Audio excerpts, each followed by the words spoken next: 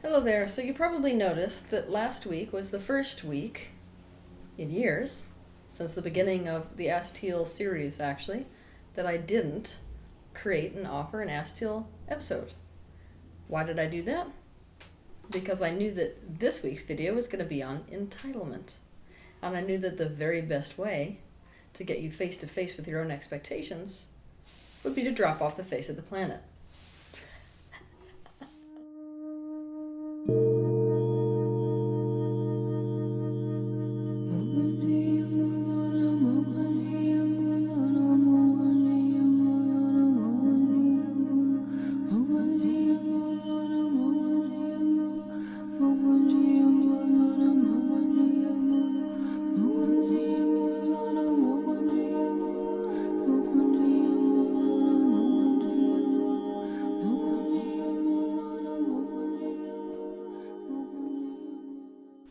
Over the course of our lives, inevitably, we're going to be on one side or the other of this entitlement issue.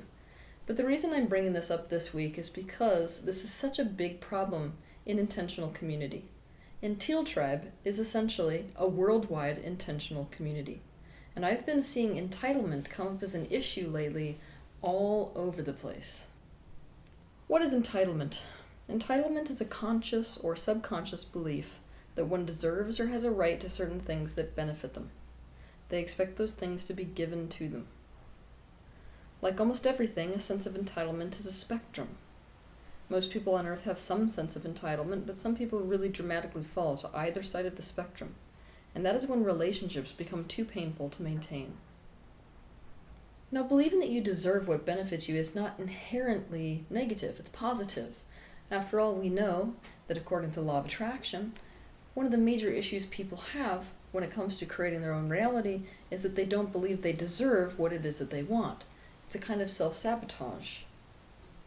It's tempting to think that entitlement is on the opposite scale of lack of deserving, but actually it's on the opposite scale of genuine deserving. It's on the opposite scale of self-love as well. Why is that? Because inherently, at its root, entitlement is about poor self-image. And entitlement is about powerlessness.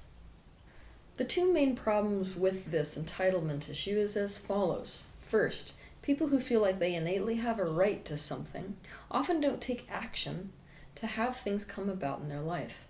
It's almost like they passively sit by and expect the universe to do everything for them. They're forgetting that action is a key component when it comes to manifestation. The second main issue that we have is that people with an entitlement complex expect those things that they deserve to come to them from other people, regardless of whether those people want to or not.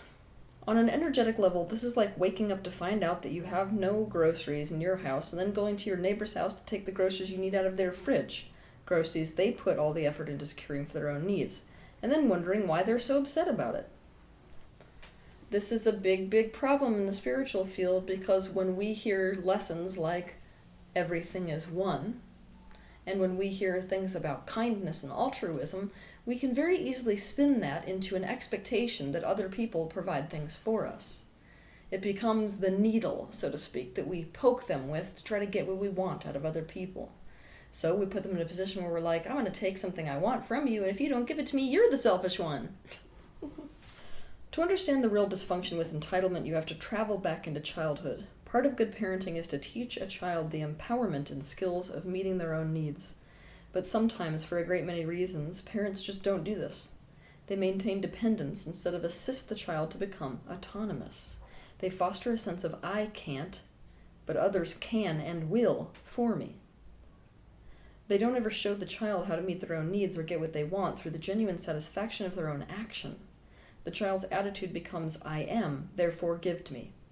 It is critical that children are raised to see the connection between putting forth energy and seeing a return. In other words, making an effort and achieving success. When we are younger, we are powerlessly dependent on other people, especially our parents, for what we need. A baby can't feed itself, so when it cries, it expects you to feed it. Then we enter this phase of individuation called toddlerhood. And we can meet some of our needs we can get from point A to point B because most likely we can walk at that point, but there are other needs that we can't meet. We're still powerlessly dependent on other people to meet those needs. So what do we watch the toddler do when the people around them aren't meeting those needs for them? They scream and they throw a tantrum.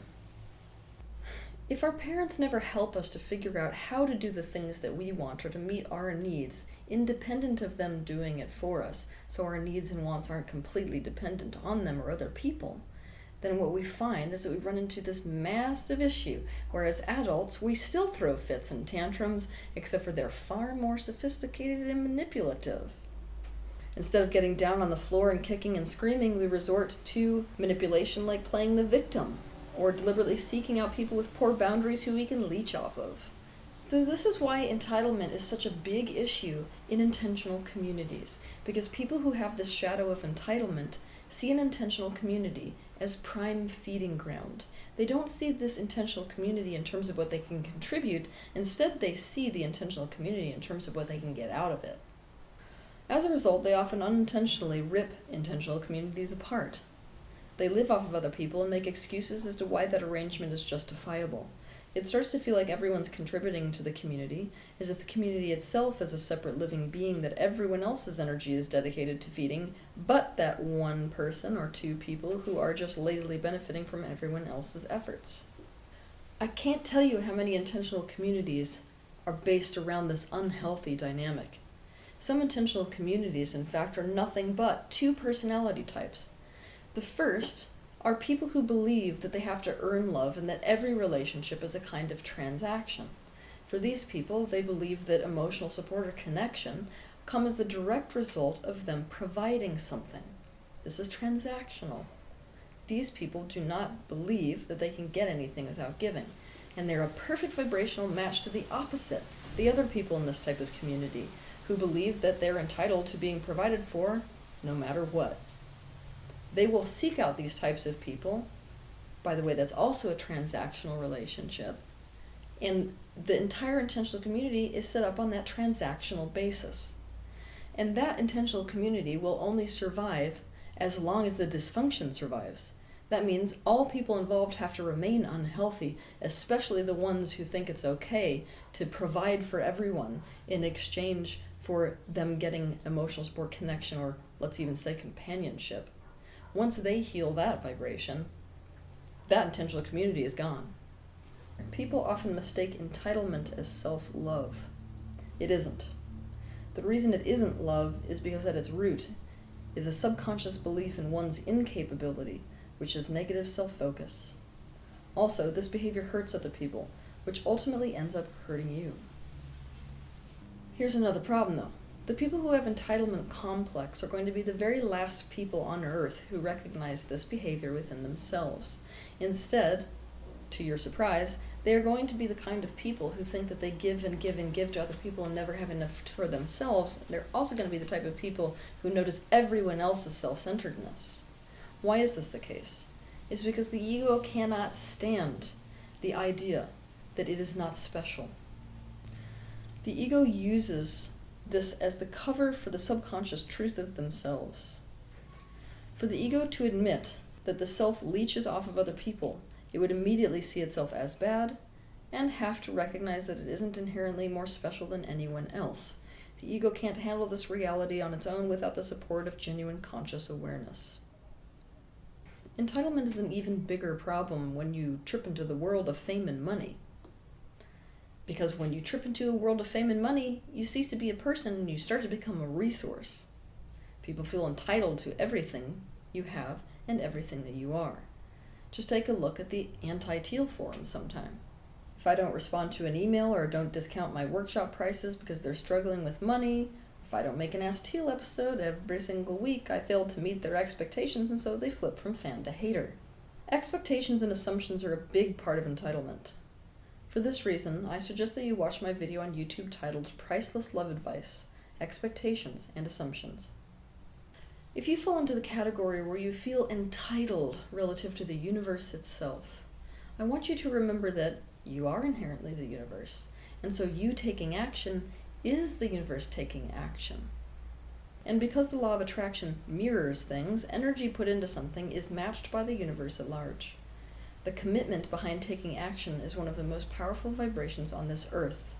and vibration is what dictates manifestation. So what can we all do so that we don't fall into the trap of entitlement? First and foremost, we can become completely aware of ourselves. We can take a serious, honest look at what we expect from the universe at large, and most especially from other people. So sit down and ask yourself what you expect from this universe. Also ask yourself what you expect from each individual person that's important in your life. You can then develop self-awareness by questioning those expectations. Do you see any entitlement in those expectations? Are you consciously or subconsciously believing that you deserve or have the right to certain things that those people have that benefit you? Then question whether that's beneficial or detrimental to both you and them. Also take a look at the justifications you give for your entitlement tendencies. Moral licensing is what we call it. We make it okay to do things that are harmful to ourselves or other people because of some reason. So we have the tendency to think it is okay to be entitled in certain situations because of X, Y, or Z. Step 2. Start to take a serious and in-depth look at the maladaptive ways that you go about getting your needs and wants met when you know that you can't ask for them outright because someone is going to say no instead of yes. For example, you may be passive-aggressive. You may use self-pity to get things like connection, support, emotional pampering, affirmation/self-esteem, and affection, or to escape from the guilt you feel for having made bad choices or having done the wrong thing. Or you may use punishment techniques like withdrawal when people do not do what you want. All of these strategies will fail in the long run because people will feel the manipulation behind them even before you do. This may just be the reason you've been inexplicably losing friendships and other relationships left and right without any idea as to why. Step 3. It's time to face your disappointment. If you haven't done so already, I want you to watch my video on YouTube titled Disappointment: How to Get Over Disappointment. I'm going to give you a little tip. If you struggle with entitlement, disappointment is going to be your dominant vibrational state. Because obviously, other people do the obnoxious thing, which is to focus on themselves. Well, you think they really should be focusing on you. So obviously, if they're not capitalizing on your best interest 24 hours a day and they're thinking about themselves instead, you're going to be disappointed in them all the time. Step 4. Take responsibility for your life. Responsibility is a profoundly empowering state to be in. It is the exact opposite state of victimhood. To learn everything about responsibility, you can watch my video on YouTube titled Responsibility: Why, When, and How to Take It. Step 5. You have fallen into the trap of self-absorption. So, celebrate other people. Pay attention to how you feel when they get everything they need and want. It's not going to make you feel good. It's going to make you feel like crap. You want to go into that pain. Use it as the doorway to unearth and resolve the prior traumas that are creating your entitlement complex. I have created a process to resolve the past traumas that create patterns like entitlement. It is called the completion process. You can find a detailed explanation about how to do this process in my book that is quite literally titled The Completion Process. If you're struggling with a sense of entitlement, you will be doing a lot of work on traumas related to a feeling of powerlessness and self-pity. 6. In your friendships and in your relationships, you need to start practicing putting yourself in other people's shoes. Imagine, how would they feel in this exact same circumstance, not just how I would feel in this exact circumstance. I want you to imagine being them instead. I want you to think about what's in their best interest and not just in yours. I have a very amazing practice that you can do if you're trying to develop this idea of getting into other people's shoes. You can look up my video on YouTube titled The Octopus Technique and try it out for yourself on other people. 7. Take action towards what you want and towards what you need every single day, no matter how small those steps are. You didn't learn this connection before, so it's a developmental delay. You need to see how your action creates results. There is no time like the present. For example, pick something that needs to be done and divide that thing into little steps. Take action to accomplish each of those little steps. Each time you accomplish one, cross it off your list. Then let yourself sit in that feeling of accomplishment being the direct result of your own effort. Let the feeling of empowerment sink into the tissues of your body. 8. Assign responsibilities. In a social environment, contribution is key. So one of the best things you can do is to assign responsibilities to the member of those communities. Now, here's the fun part. This is how to tell whether you have somebody who is genuinely going to be a contribution or is going to be a drain on an intentional community or on a family. They will not be able to hack responsibility. They can't assume responsibility. So the minute they have an assignment, they will fail at that assignment. At that point, it is incredibly critical to have a conversation that is an honest one with that person or those people about the problem at hand and how to go about solving it. Now here's the hard part.